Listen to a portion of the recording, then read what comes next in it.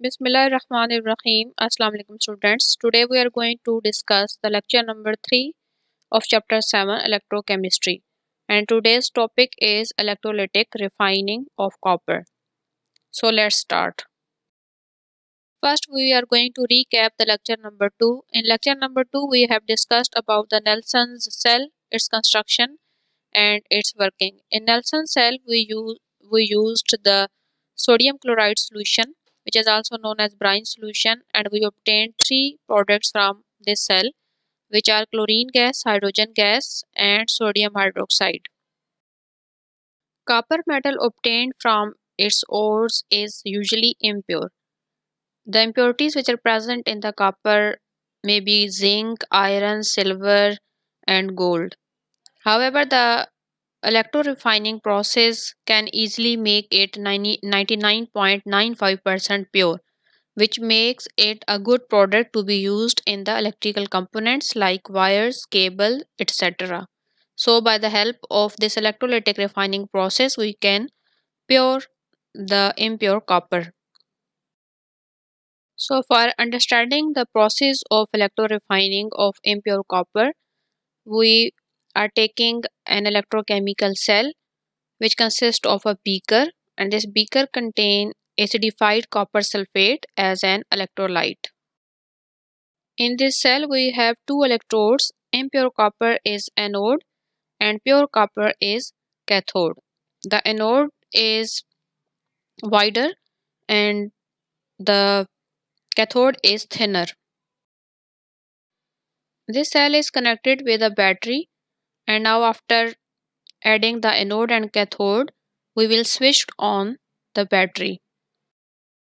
In this electrolytic cell, the electrolyte copper sulfate consists of two types of ions, copper plus 2 ions and sulfate minus 2 ions. In the electrolytic cell, the electrolyte copper sulfate is present in the form of ions, copper ions and sulfate ions. And we know that the anode is made up of the copper, so it consists of copper atoms. When electricity passes through the cell, the copper atoms on the anode, they will start losing electrons, and we know that one copper atom will lose two electrons, and these electrons will start moving from anode towards the cathode. After losing two electrons, the copper atom of the anode will convert into the copper ion and it will move into the electrolytic solution.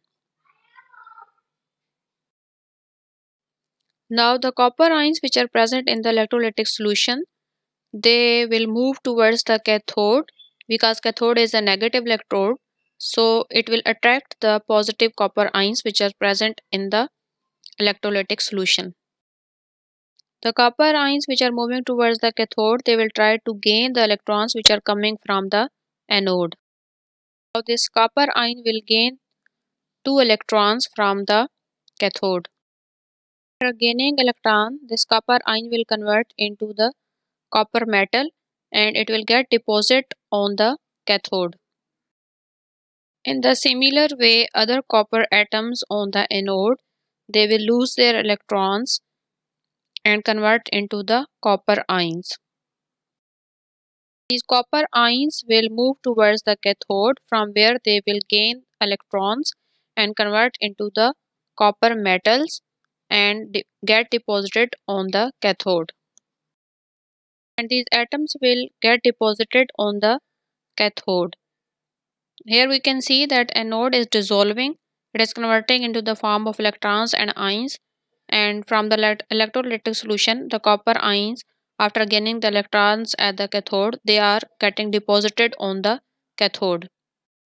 So in this way, all the copper ions present in the electrolytic solution, they will move towards the cathode, and after gaining the electrons, they will get deposited on the cathode.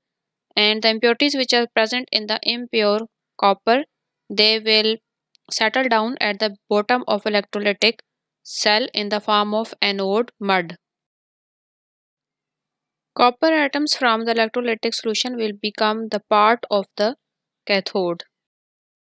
Now you can see here in this diagram the size of the cathode is increasing because all the copper ions from the solution, they are getting deposited on the copper cathode in the form of copper metal, and the size of the anode is decreasing. It is becoming thinner and thinner because its atoms are dissolving into the solution, and the impurities, they are getting settled at the bottom of the cell.